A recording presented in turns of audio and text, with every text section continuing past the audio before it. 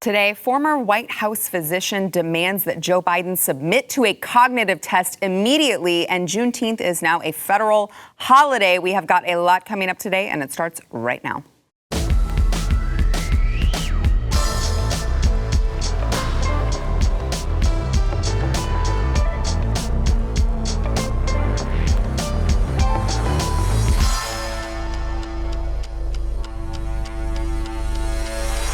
Hey, happy Friday. Welcome to the news and why it matters. I'm Sarah Gonzalez. Today joined by two friends of mine, Jaco Booyens, host of the Jaco Booyens Show, and also Sydney Watson, political commentator. I feel like that's the all-encompassing political commentator, but also you should watch her YouTube channel. I feel like I don't want to say YouTuber. Every time we do this, I know. like every time you're like, I'm not going to say the Y word. I'm not going to do it to her. But I also want to tell people to make sure they subscribe to your channel, so it's very hard to navigate. I'm acclimating to the term. It's fine. If you want to call me a YouTuber, you can. I won't cry about it. Maybe like off air then. Right. Yeah, just be in the dressing room, just weeping.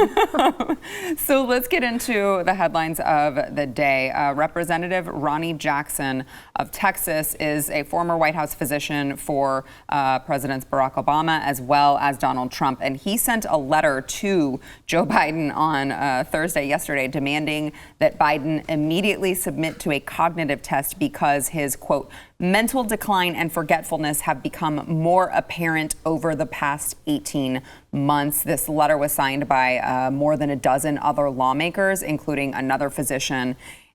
I love the way that this says it, including by another physician and a dentist. So it's like also a doctor. Sliding the dentist here just a little bit. Also a dentist. They told Biden that he should follow the precedent set by former President Trump to document and demonstrate sound mental abilities. Here's a little snippet of the letter. It says, the American people should have absolute confidence in their president. They deserve to know that he or she can perform the duties of head of state and commander-in-chief. They deserve full transparency on the mental capabilities of their highest elected leader to achieve this. We urge you to submit to a cognitive test immediately. We implore you to then publish the test results so the American people know the full mental and intellectual health of their president, and to set an example for all presidents to follow going forward. And then, of course, it documents all of the, his previous missteps, they asked him about the cognitive test when he was on the campaign trail, and he got very upset, very belligerent. Why would I take a test? Yeah. So it was kind of documenting all of this, laying all of it out. And by the way, this comes at the same time, this letter, I want to get both of your thoughts on this, but this comes at the same time that Joe Biden's approval rating is plummeting. It is now below 50% in a new Monmouth University poll that just surfaced this week. This is the first time that his approval rating has ever fallen below 50% since taking office. So he currently holds a job rating of 48% approve and 43% disapprove. This is down from 54% approval in April. So, you have to wonder if that is kind of part of the people who are starting to not approve of his performance, if his cognitive decline is coming into play for them. But then you also have to wonder where the hell they were on the campaign trail. Yeah. Whoever, throwing it to you guys, whoever wants to go first. Jaco, go. So much to say about this. I was taught ladies first. So much to say about this. Number one, he'll fail the exam. Number one, there's no question. And isn't it ironic that you can take the highest office in the free world without a psych eval, but you can't become a Marine, a police officer, or for that matter, even a counselor down the street at a women's shelter without a psych eval, right? But you can take an office of the highest land without being cognitively sound. So no, he'll fail. However, I'm a little torn here because I actually think this is going to expedite a play that the liberals had all along. They were actually going to call on a psych eval for him to remove him.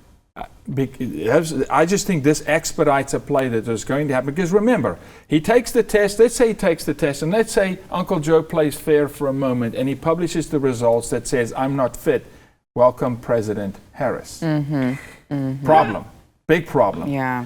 Which poison do you pick? You're damned if you do, you're damned if you don't. But I really think they'll do this to him anyway, because what did we say? 9 months? Does he have a year? Does he make it to his first term? This was going to come all along. they won't publish the results. You know. So Sydney, I want to get to your thoughts, but and I don't totally disagree with you, but I keep wondering if that's their play, when do you make your move? Because certainly if you are looking for a President Harris, why would you have Joe Biden meet with Vladimir Putin? Why would you have him go on a world stage and completely, embarrass us and himself? If I can respond to that just real quickly, I don't think it's something that they necessarily want to proactively do, but they have it in their bag of tricks because they know they're going to need to. He's going to decline so far to a point where they're going to have to disassociate with him. Mm-hmm. Right? They eat their own. Remember, this is the Hillary Clinton syndrome. They'll eat their young. So I'm not saying necessarily this is the plan to remove him, but look at the trend. Remember, that approval rating that's below 50, that poll was taken prior to meeting to Putin. Right. Let's take that poll next week, and you're probably going to see it's going down even further. So at some point here, they're going to have to sacrifice their own. Yeah. And that's the play I think they'll use is saying, he's just not sound. Yeah.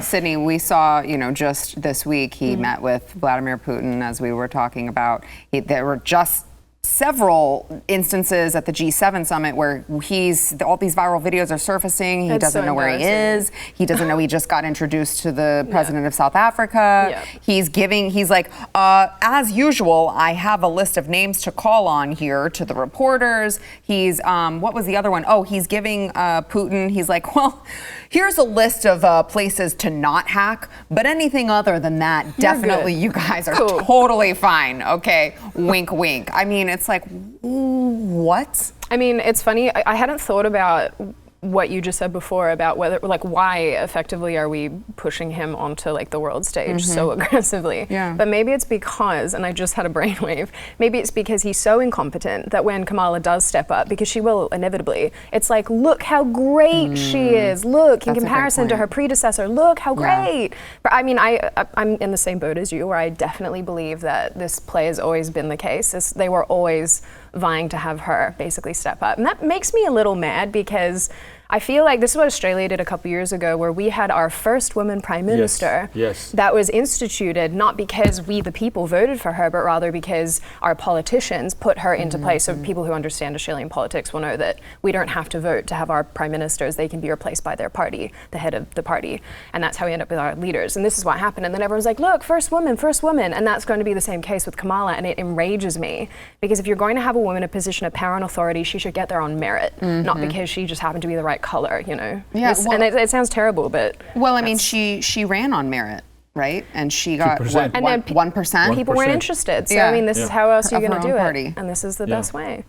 It is weird though when you think about it too that Biden is effectively, I think, compared to how radical the Democrats are getting, he is more of a moderate. So I think it is weird that you would try. I mean, he's really, of all of them, if he actually was cognitively sound, he would effectively be doing the same thing that Obama did when he was in office, which is more or less status quo, establishment type stuff. Which is sad because really it is pretty liberal. It's pretty progressive. Right. But when you're judging it on a spectrum of the party, it's moderate. We've been desensitized to it now. Okay, this is moderate now. In fact, let's roll the clock back. It's not. It's not. No, not at all. It's very liberal. So then when you have Kamala step in, I just find this whole thing is so weird to me because she's a nutcase. She's a nutcase, and I think we can objectively say that. Totally, absolutely. And it's like, who is this new Democratic Party actually appealing to? And who would she as a leader appeal to? Because I don't know. Certainly not to me. I mean, like I said, Biden is Biden. Biden is that establishment. I'm so glad you make that point because I said it here before. Obama was not radical enough for the true left, for the party. They wanted him to be way more radical. Now Sleepy Joe is here, and basically they're probably as frustrated with him as we are because they can't get him to do what they really want him to do. I mean, he's reading the note to him, to the press. But they want a Harris. I firmly believe they want to move this nation so far towards socialism, borderline communism. They want to push us to the brink. And Harris is absolutely, probably also certifiably insane. She's like a gateway drug. She's radical. She's like radical. She definitely is. I mean, at least it's not Ilhan Omar though. Let's be real. I wonder if they were. I wonder if they were prepared though for Harris to just be so bad at this. I mean, I know any of us who were paying attention and weren't watching any of this with rose-colored glasses knew that she was horrible. But I wonder if they were prepared for. I mean, just 2 weeks ago, she was just making a fool of herself on the border. She's supposed to be the border czar. The vice president of the United States has never visited the border. And I don't think, I mean, it's like just so elementary for her to prepare to be asked why she has not visited the border. I mean, you would think that she would have prepared that answer. Could not. If she was asked on multiple occasions. Maybe after the first one, you come up with an answer that might be, you know, okay. At no point could she come up with a coherent answer other than getting huffy. Has she ever had coherent answers to anything, though? I mean, I don't think so. She laughs. No, and this is where you got to think. This is why I always, you know, they literally, we talk about the virus being fabricated in a lab. They fabricate these politicians almost like they're in a lab. They come from Chicago. They picked Obama young. They took him through the ranks. They picked him for a reason. And look, they pick him well. To play puppeteer and puppet. I mean, they want puppets. And look, I don't think she's very smart. Yes, she's got a degree. It's so easy to get a degree in this country. To become a lawyer in this country, no offense to those of you who are lawyers, but it's really not hard. I mean, honestly, come on. You need to rub 2 brain cells together and you can get a law degree online. I mean, so that means nothing to me today. She's telling me that there's not much going on there. And because she's so ditzy, she's so out of it, really, she's a puppet. So technically, she's the perfect tool to be in the White House for George Soros, for the Murdochs and the Rockefellers and all these kind of guys who really pull the strings, for big pharma, big tech. I mean, they need to be able to control that individual, you know. And so yeah, from that perspective, she's perfect, but she's a disaster. Yeah. She's a walking disaster. Do you think, though, if that transpires the way that logically we would think that it would, because Joe Biden's decline has just been so significant in such a short amount of time, I can't imagine him continuing on throughout the entire term. But, I mean, I'm kind of the opinion that it's like, if they're going to make this move, is it better or worse for them to make it before 2022? Right, yeah. You know, I'm like, okay, it's hard to say who would do worse. Who would be a worse pick, Biden or Harris? Would there be good news, right? And I'm loving your questions today. I'm just trying. Audience, the woman is smart. We're talking about a not smart woman and then 2 smart women. Come on, it's amazing. This conversation is not being had anywhere, Sarah. Strategically, it's time for the conservatives to be more strategic. We need to play the long game. They're just reactionary. They just react. We've got to start playing. So who is better? I think it's worse for them to have Harris I do too. Before 2022. I do too. I think it's a bad blow. And maybe they're praying, if they're praying people, which I don't know what they pray to, maybe the light bulb or something. They pray to masks, or Malbec, you know, or something. The light bulb. But maybe the light bulb. Electricity. You know? Yeah, the aura mist or something, right? And so let me offend everybody, the rocks or the stones or whatever they do. But they probably say, hang on, Joe. Hang on, Joe, because as bad as he is, you know, for their party, you imagine you put Harris in that position? Now, yeah, they think they can wield it, but I mean, it's a train wreck regardless. So I think it's worse for them with her. Yeah. Right before the election in 22. Yeah. So they're going, hang on, Joe. Right. Well, what can we pump him full of today? Yeah. Sydney, what do you think? No, I definitely agree. In fact, as you're both talking, I'm having like these light bulb moments, honestly, on today. Sarah, she's inspirational. Sometimes I do love electricity. I pray to God. That's it. No, but I'm having this like moment where it's like, you know, with Biden, if Biden were to make it into 2022, I think it would be a situation where people would be like, oh, but we still have Harris. We still can see what might happen, what might transpire with her in charge. Whereas if we go into it with Harris, then it's like, oh, damn, this is it. Then who do you have after that? What, Pelosi? Is that? Right. Is she next to? It's bad. All of this is so rough. Now you're getting into the witches. I mean, now you're getting into the different kind of evil. You can go from weird, sleepy, creepy Joe to Kamala, who looks like she's high all the time, and then you go into way worse. Yeah. You get to Nancy Pelosi, Ilhan Omar, Why is it all the women AOC. Who are so evil, though? This is the thing. Because they've made agreement with evil. These are people, honestly, I can tell you this, they don't appreciate human beings, they don't appreciate life. They don't care. They don't care one lick about human beings. It's about self-preservation and it's about self-elevation. All right, we've got more to come. First, we want to thank our sponsor, Bonner Wine. So if you are, there's probably a lot of people out here who you're a big red meat person because we live in America, right? And as much as the left wants to change it and make you stop eating that meat and go eat like soy or whatever the hell they want you to eat, we love our red meat. But you know what's great to pair with your red meat is to drink red wine. Not only does it taste great, but red wine actually makes you digest meat more effectively, and it can even make red meat healthier. I know that sounds really weird to say, but I'm just saying if you want to follow the science, that's what the science says, okay? But not all red wines are equal, so you don't want some like red wine that you've bought at some big box supermarket and it's full of chemicals and pesticides. Don't get that, all right? Instead, check out the extreme altitude Malbec from Argentina. They have grapes that are grown at 9,000 feet. They are fed off of pure snowmelt. There is no excess chemicals. They are delicious. They are less sugar. They are healthier for you. So personally, when I drink it at home, I'm like, oh, I'm doing this for my health. Please pour me another glass. It's for my health. Okay, would you expect me to neglect my health? No. So I need the third glass of wine. All right, right now the guys over at Cowgirl Wine 2021 just got another special shipment of these wines in. They are flying off the shelves. We've had to stop reading the ads several times now because you guys keep buying them. They're that good. So don't miss out on this. You get 50% off if you go there today. It's cowgirlwine2021.com. That is cowgirlwine2021.com. President Biden officially made June 19th, which is of course known as Juneteenth, a federal holiday. He signed the bill into law. This unanimously passed the Senate earlier this week and of course passed the House of Representatives by a large margin. But this, I believe, is the 11th federal holiday now that it is signed into law, and it's today, which is interesting because he just signed it, and you have to wonder how many people had like things that they needed to get done the following day, and now all of a sudden they are celebrating it today because of course it takes place on Saturday. So it is now a federal holiday. I do want to get into kind of a story that pertains to that indirectly, but I know that this is something that is causing controversy within the Republican Party, within conservatives.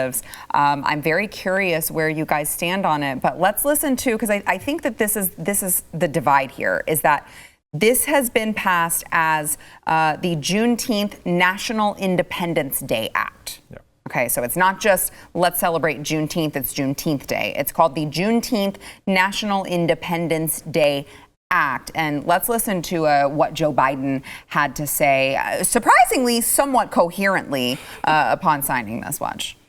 I've only been president for several months, but I think this will go down for me as one of the greatest honors I will have had as president, not because I did it, you did it. Democrats and Republicans, but it's an enormous, enormous honor. Interesting hearing that from the man who said he didn't want his children growing up in a racial jungle. Now all of a sudden it's an enormous honor. So I don't know, say of that what you will. But so it is the Juneteenth National Independence Day Act. And now I can see both sides of this, but it is difficult when you see all of the narratives being painted right now that America is still systemically racist, that, you know, black people are oppressed in this country. And then you see, you know, everyone having to identify by the color of their skin.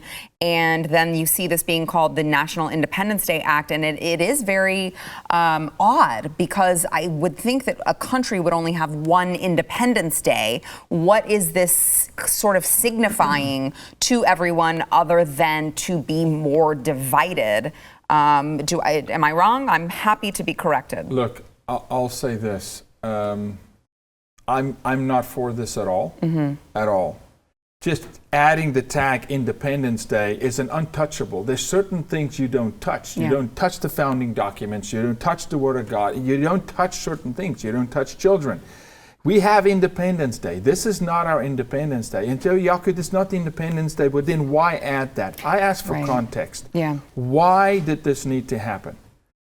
Would this happen if we did not have Black Lives Matter, Inc.? would this have happened if we didn't burn buildings down and everybody is scared to death talking to anybody or calling justice, or calling injustice justice, or whatever they do? No, it would never have happened. So it's happening because of false pretense. It's happening because of political posturing. It's not happening because it's truly about people. It's not. This is a result. So get past this. Let's go back and say, what was the run-up to cause this to happening? Both sides of the aisle, by the way, okay? This is like virtue signaling, yes, okay? Yes. This is what this is. I see it too. So it has no purpose, all right? It would not have existed if it was not fabricated, right? And we have an Independence Day, which we celebrate. So I refuse to acknowledge this as any sort of Independence Day, and I'm not for this because I believe it's smoke. Yeah. It's political posturing, 100%. It will produce nothing, right? It's gamesmanship again, kicking the can down the road. And you're right, it actually causes divide because it actually keeps that conversation about race in our country in the frontal lobe.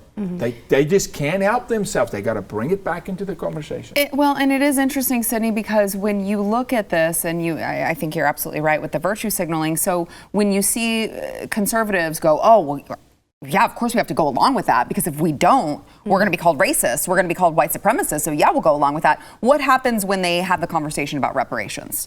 I mean, it's like, oh, well, you agreed to Juneteenth. What, Exactly. I mean, you have to go along with it, because if you don't go along with It's it, the you're going to be a pinky in the racist. arm. Right. I mean, they're just kind of shifting it over and over and over. I mean, all right, I'll be completely honest with you. Being that I grew up in a different country, I have no skin in this game, like in this conversation, because I don't care. Like, I don't. Well, I almost think that is more significant because you can give sort of an outsider's observation. Right, and as you guys are talking, it reminds me. So I think it's more of like a symbolic gesture. I mean, I'm on board with the sense that it's symbolic in the sense that it sort of means nothing in the long term, because. Right. I mean, at the end of the day, like, it doesn't change anything, does it? It does keep race as this main proponent of society that we all have to constantly think about all the time, and I'm sick of it, to be completely honest with you. But it does remind me of like a couple years ago when the Australian Prime Minister at the time apologized to the Aboriginals in Australia for things that had happened. Apologized on behalf of Australians, which I found deeply offensive as an Aussie. I was like, I'm not sorry, I didn't do it. So why are you apologizing on my behalf? It was just this whole thing. And that's what these two things remind me of each other, to be honest with you. Yeah. The reason I say I don't care is because I don't know why we constantly have to be having these just ridiculous conversations about these things that I don't really think change anything. They don't make things better. They don't ameliorate the situation. And at the end of the day, again, you've already said it, it's virtue signaling. I don't know that much about it, to be completely honest with you. And I also think as long as we keep doing these things and keep pushing this narrative that we have to be sorry for something, or we have to keep acknowledging these things that are like so far down the line, it's just exhausting. Yeah, I don't have an opinion here because I'm just tired. Well, I mean, I think that was an opinion. It's a really good opinion. It's a really exhausted. Good thought. And I'll say, am I interrupting you? No, go ahead. I'll say this again. Context is everything, and the left does not want context. Listen to what the man says. Cognitively, how do we celebrate that the guy just puts a sentence together? Well, is that the standard? Wow, to be the president that's of the United sad. But he says this, maybe one of my, and I'm paraphrasing, maybe one of my most significant things to do as president of the United States. Oh, Joe, I can give you a list of many more significant things the president of the United States is supposed to do than to prolong the race conversation in this country. You're actually dividing the nation by doing this. But according to him, this may be his greatest moment. So America, if you voted for this man, you just had his greatest moment. Good on you, okay? Well done. Now what?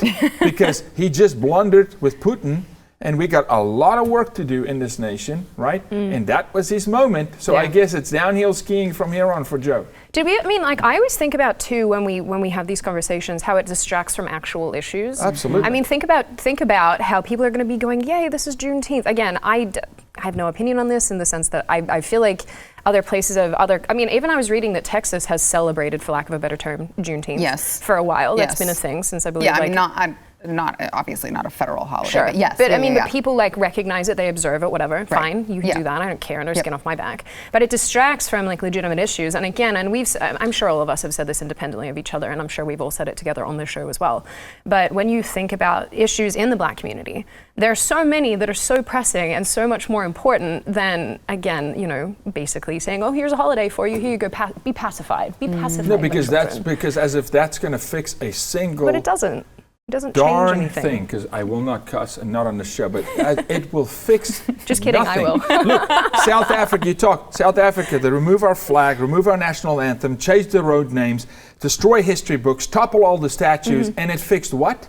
Nothing. Zero. It made it worse. Kill your farmers. Because take your now, land. yes, kill the farmers. You know, because now you're putting another race type against another because of you now. My flag's gone, and this is what this does. But again, it's by design. They have to. I'm a broken record. It's like Eric Church, broke record. That country song. They have to bring race conversation into the mix, or they can't run their party. They have kept Americans under their thumb, particularly the Black race in this country, by race baiting and critical race theory. It's actually interesting because you've seen this happen in South Africa. South Africa is a perfect example of what happens when things get taken too far in terms of the way that the races interact. And I think that we often forget, like even watching what's going on in South Africa at the moment is really sad. It's really, really, really horrific. And I think that Americans need to be aware of the fact that if you let this carry on, you will end up like South Africa. And I don't see that being a ridiculous concept. By the way, I just would like to also point out, Joe Biden did say great nations don't ignore their most painful moments, which is weird because I feel like probably that could have been an argument when they were tearing down all of those statues. That's so true. Just going to throw that out there. Exactly. We've You're got a big more brain to come today, Sarah. She is on fire. You are a big brain. No, I had my Wheaties this morning. We've got more to come, including the CDC's emergency meeting. Oops, it had to be rescheduled because of Juneteenth. You're not going to want to miss this. First, we want to thank our sponsor, Bambi. When running a business, those of you entrepreneurs out there, you know this. HR issues can totally bog you down. You have so much to remember. You've got all these labor regulations. You could be liable for wrongful termination suits. You've got minimum wage requirements. Big government makes it very hard to run your business without all of the red tape. And you could hire an HR manager, but they're not cheap. They come at an average of $70,000 a year. Here is a way to save some money, but still get the most incredible HR expert. It is Bambi. It's called, spelled BAMBEE. They were created specifically for the entrepreneur, the small business owner. They will get you a dedicated HR manager who will craft your HR policy, maintain all of your compliance, and it's just $99 a month. Again, I'm not great at math, but I'm pretty certain that $99 a month is like way cheaper than $70,000 a year. They can change your HR from your biggest liability to your biggest strength. This HR manager is available by phone, email, real-time chat, however you would like to talk to them. They can do your onboarding. They can do your terminations. They will customize your policies to fit your business. Again, $99 a month, no commitments. You can cancel at any time, but you're not going to because it is awesome and it's going to save you money. Let's let you focus on the reason that you went into business. Let Bambi help. Get your free HR audit today. You can go to Bambi.com/matters. It is BAMBEE.com/matters. Schedule your free HR audit at Bambi.com/matters. Today was the scheduled CDC panel discussion on reports of heart inflammation, that is a myocarditis, among a small fraction of, this is what they say, a small fraction of COVID-19 vaccine recipients. They've postponed that because, Joe Biden just signed that Juneteenth is now a federal holiday, which means they get the day off. And screw all you people who are having heart inflammation and maybe problems pertaining to that. Perhaps you are one of, I think they said 300, but I've read in some other CDC reports that it is closer to perhaps 475, which if that's what they are actually admitting to, I'm going to go ahead and guess it's a little bit more than that. But screw all you people who are being harmed by this vaccine because they now have a federal holiday they didn't find out about until yesterday, and now they've got to reconvene. So they posted an update to the CDC website. The agency said the discussion will now be included in the scheduled June 23rd through 25th Advisory Committee on Immunization Practices meeting. So, I mean, it's good, though, that these people can have the day off and they can have a long weekend. They really deserve it after all of their hard work, Jakob. Yeah, they worked hard to indoctrinate the Americans. What are you talking about? It's hard work. Well, it's not so hard work. Do you think it's, yeah, apparently not, which is the sad part. If I look at the diapers people are wearing on their face still, right? So it's probably not that difficult, and that's the biggest concern. No, look, it's a joke. The whole thing is a joke. I mean, I feel like when you schedule an emergency meeting, it just like the whole idea of that is that it's an emergency, and you probably should just meet. But is it really an emergency, or is it just more posturing? Because here's the fact, it is a big concern. What is in that vaccine and how it's affecting bodies should be an emergency. It should be on the forefront of everybody's conversation at the moment. But it's not that important, though. We're talking about American lives here, Sarah. So when last was that important? Yes. Holiday sounds good. You know, a long weekend. Uncle Joe needs it because Putin whacked him upside the head 7 times, so he needs a bit of a rest. So now they have a rest. And so let's see what comes from this meeting in that gap, the 23rd to the 24th or whatever that is. Are they actually going to do something, or is it more just them sitting around going, yeah, some folks died. Maybe the vaccine, caused cardiac arrest or whatever. I want to see a real deep dive study done, because I'm telling you, that's just me, and you can write on a piece of paper or on a napkin, like good songs are written on napkins. Right? You can just do that this vaccine is going to have massive ramifications down the road. Sydney. I never have anything to add to this stuff because I just want to roll my eyes into the back of my head and see my own brain. Like, that's where I'm at whenever we talk about this. I just go, oh, cool, another thing that the government's doing or that a government institution is doing that's completely jacked. Awesome. Cool. Yeah. Just put me in the bin. I'm done. Put a fork in me. I'm done. I'm just over it. I'm so over it. I have nothing to add ever because I just go, my millennial soul can't handle this. I want to be like out in the world, like riding a horse. She needs to go be like eating avocado toast at brunch like, somewhere. Why can't I ride a horse on the beach wearing like a night suit? That's what I want to be doing. Like, it's called horseback riding. Exactly. Horseback riding. Horseback, because we have to be specific about the part of the body of the horse that you're riding. I just kind of outed her, but we have to be specific. During the break, I'm sitting with 2 foreigners, right? And we were talking about the American language and how Americans add like unnecessary words. Or just drop letters, like spell tire different, or just take a letter out of the word color. For no reason. For no reason. It's like, it was fine. And then you know what I love what Americans do? It's only the real English language, Oxford Dictionary. We're just going to say, you don't need a U. Just drop it. Just get rid of it. Be done with it. Billy Bob couldn't say the U, okay? Drop it. I love Jimmy, don't ride under the horse. Ride the back of the horse. It's horseback riding. Be specific. You know what I love, though, is I love when Americans tell us, the people who speak the Queen's English, the original English, that our English is wrong. I love it. I go, I'm sorry. I didn't realize that your country was in fact like very, very, very old, like the UK is. Thank you for telling me how to speak. Is it? Oh my gosh. Or is it? Let me save this. Or is it that America is efficient? Let me fight for America because I'm a proud citizen. Or is it that America is efficient, saying we just found a better way? Look, I don't know. You're adding. You guys are adding extra words to things where they need not exist. I feel very triggered right now. I feel very attacked. I am being attacked on my own show. But that's what you get for inviting us here. I'm sorry. I know. You sit down with 2 foreigners. I knew I shouldn't have had foreigners. Do you know what happens when you put an Aussie and a South African at a table together? Well, now I know. That's not a good idea. Now I know. Language bashing. Let's go. Now I know. All right, really quickly before we have to go to break, let's get into. We were just discussing Juneteenth and how it's kind of a virtue signal of the idea that racism is still an inherent threat in this country. Well, Lori Lightfoot, Chicago Mayor Lori Lightfoot, has now declared racism to be a public health emergency in Chicago, which means she's able to reallocate COVID-19 resources to minority communities. She said disparities in access to effective and affordable health care, the impact of racism on the mental health of people of color, and the subsequent difference in life expectancy, quote, is literally killing us, is what she said. She said, when we think about racism, many of us think about it in visible and audible forms, but the reality is the insidious nature of systemic racism has other impacts that are every bit as deep and harmful, but often ones that we can't see, like the impacts on the psyche and other impacts on our bodies that are just as, if not more deadly. It's interesting because I mean, I would think that she would want to focus on like the people killing themselves, killing each other in the streets of Chicago, which, by the way, if we want to talk about race, is predominantly blacks who are killing each other in the streets of Chicago at a much higher rate, at a very disproportionate rate.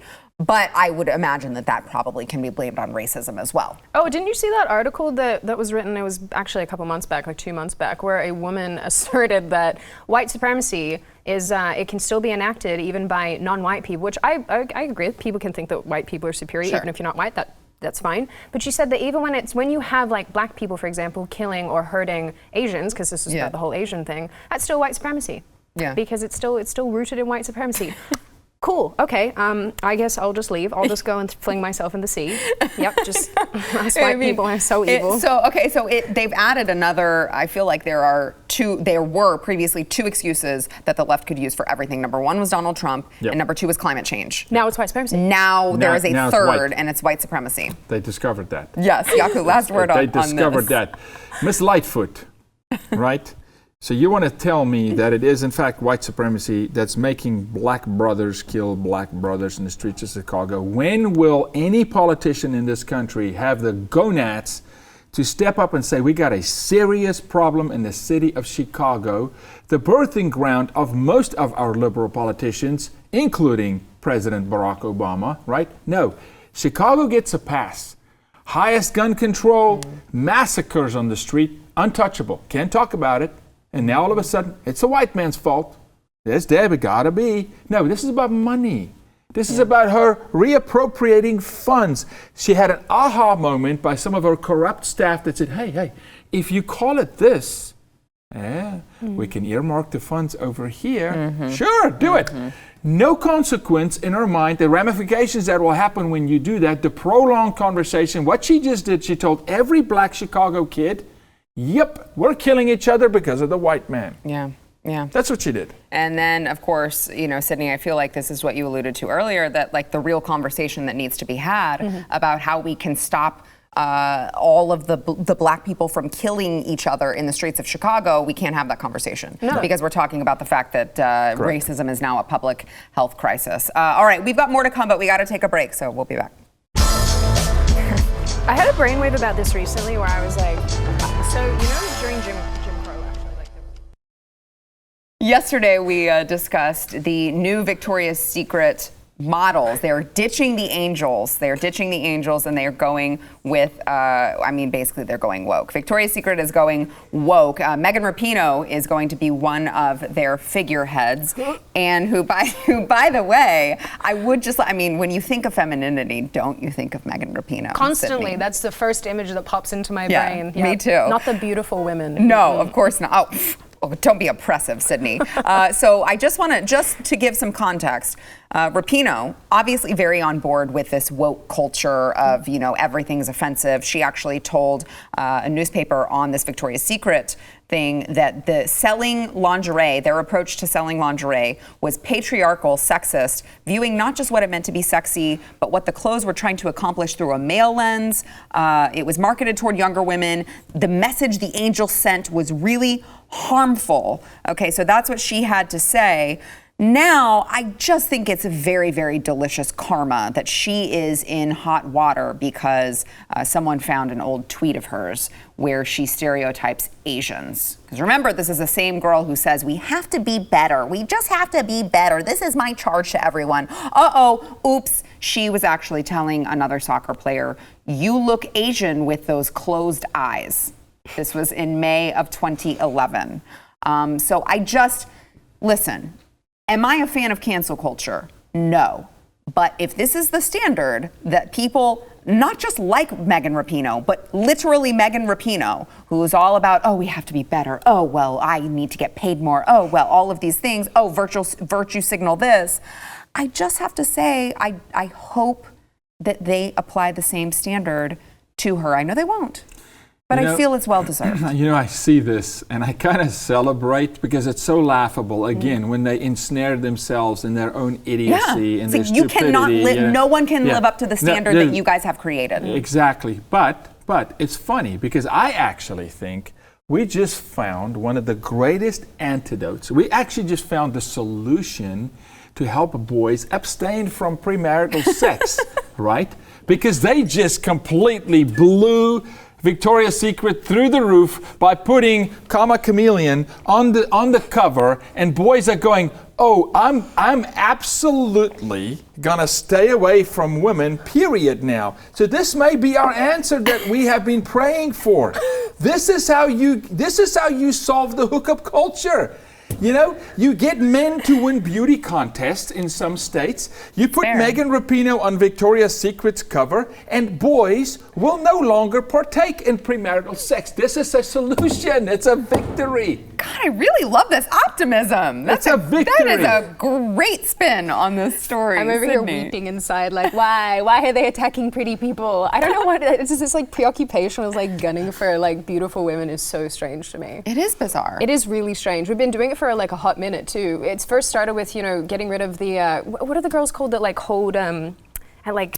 Oh, like the scores and stuff? That sort of stuff, like they got rid of them. And I don't know if you guys remember a couple years ago, Gillette did away with like their girls at the, what are they? Can't even think of words today. Why am I like this? Anyway, they've been getting rid of beautiful women in all the old different, myriads of life for a very long time. I don't know why. I don't understand. Why can't people just be pretty? Because there isn't, true with my joke and my spin and whatever, for real, there's a massive attack on God in this country. There's an attack on women. This is why they go after the womb. This is why they're pro-abortion. And all these women's rights, Megan Rapinoe's of the world, are actually the ones stripping true rights from women. Yeah, absolutely. True freedom and true liberty from women. It's weird because, simultaneously we're hypersexualizing women, and we are. It's getting worse. At the same time, we're also shaming women for being beautiful or for like taking care of themselves or being thin or whatever. And then you end up with the Tess Hollidays of the world. Do you get skinny shamed? I get skinny shamed all the time. It's really bizarre because I posted a photo on my Instagram of this girl who has quite a big following and is like legitimately anorexic. Yeah. And then people are coming at me going like, well, you're just as thin, and I'm like, what? Fam, I am a healthy human that eats a lot of food and goes to the gym on a regular basis. But it's really weird because it's almost like, the skinny shaming thing is so weird. It's bizarre. I don't care. Like, tell me to eat a burger, I'll eat 50. I don't care. Let's do it. Let's go. But I'm like, it's so strange to me that when you actually are healthy and you take care of yourself, that's suddenly some sort of an affront. Yeah. Whereas when you're ridiculously overweight, that's something that we should emulate. I don't get it. Well, I mean, because it's a lower standard. These are from the same. These are from the same scientists who are telling us that masks work and all of this. Exactly. You just don't throw everything that they have to say out the window there. So strange. It is bizarre. All right, we got to take a break. We'll be back.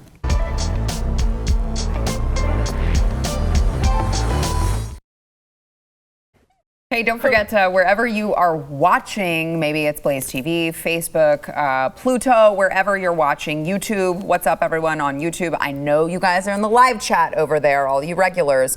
Make sure, though, that you go over to wherever you get your audio podcasts. I can't speak today because it's Friday and I'm ready to go home and start the weekend. Wherever you get your audio podcast, subscribe, rate, and review the news and why it matters. Not only will it help more people be able to find the show, but you may see your review read live on air, which is really, I know why you guys do it, because you just want to see your own reviews, which I'm totally fine with if you go and leave us a nice review.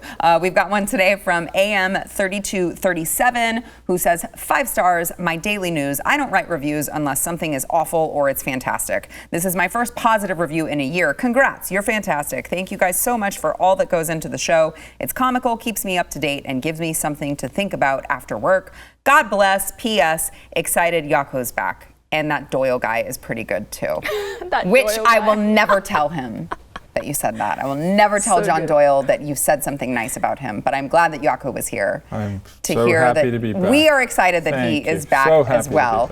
Don't forget, you can go to BlazeTV.com to sign up if you are not a subscriber. Our days are probably limited on YouTube. So go there, BlazeTV.com, use promo code NEWS. You can get $10 off. That is BlazeTV.com. Have a good weekend. You Thanks, too. guys. On this holiday, we worked on a holiday.